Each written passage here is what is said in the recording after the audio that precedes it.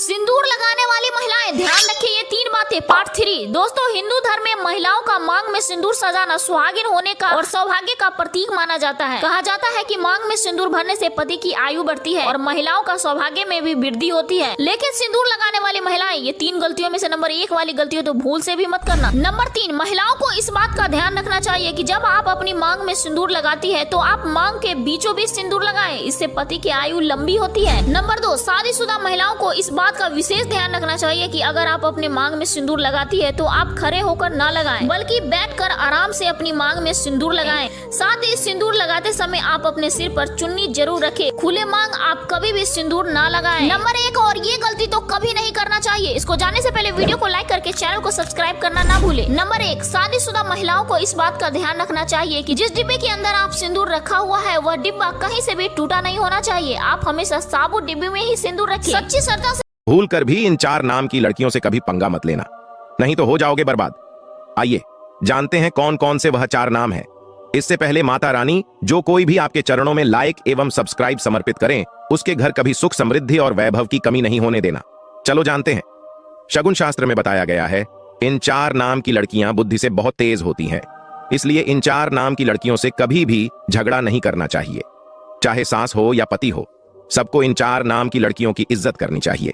जिन लड़कियों का अंग्रेजी के पहले लेटर से नाम आता हो तो पहला अक्षर है N, दूसरा अक्षर है P, तीसरा अक्षर है L और चौथा अक्षर है A। इन 4 नाम की लड़कियों से कभी भी पंगा मत ले। अगर अपना भला चाहते हैं, जिस घर की महिलाओं में यह 4 आदतें होती हैं उस घर को कंगाल बनने में देर नहीं लगती। तो आइए चलो जानते हैं महिलाओं की कौन कौन सी आदतें घर को कंगाल बना देती है। तो इससे पहले माता रानी, जो कोई भी आपके चरणों में लाइक और सब्सक्राइब समर्पित करें उसके घर कभी सुख समृद्धि और वैभव की कमी नहीं होने देना। चलो जानते हैं। हिंदू शास्त्रों में ऐसा बताया गया है, घर की महिला चाहे तो वह अपने घर को स्वर्ग बन सकती है और अगर वही महिला ना चाहे तो स्वर्ग से नर्क बनाने में भी उसे देर में नहीं लगती है। महिलाओं पर वाल्मीकि जी ने लिखा है, त्रिया चरित्रम पुरुषस्य भाग्यम देवो न जानाति कुतो मनुष्य। इस श्लोक को ध्यान से पढ़ें तो आपको पता चलेगा कि इसका सार क्या है।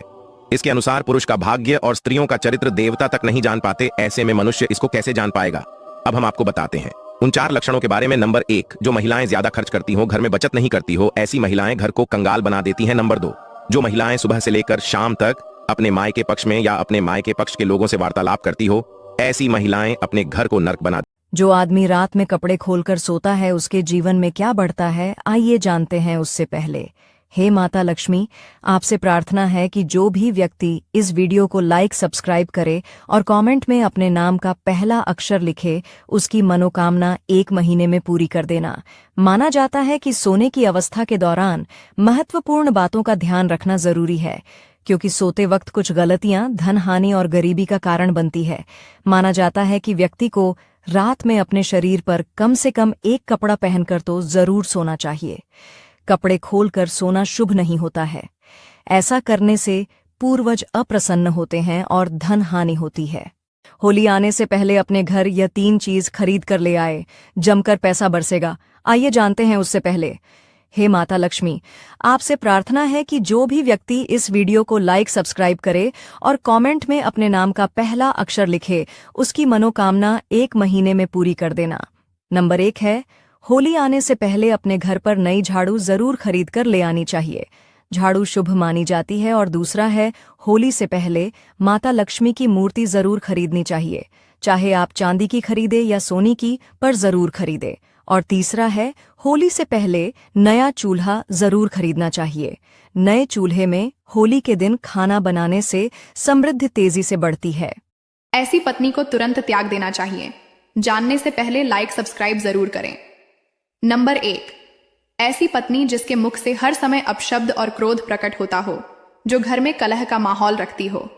इस तरह का व्यवहार रखने वाली पत्नी को छोड़ देना ही बेहतर है, क्योंकि ऐसी पत्नी के साथ मन में नकारात्मकता आती है जो परिवार की तरक्की में बाधा बनती है। नंबर 2, ऐसी पत्नी जो पति का बिल्कुल सम्मान नहीं करती, हर बात पर झगड़ती रहती हो।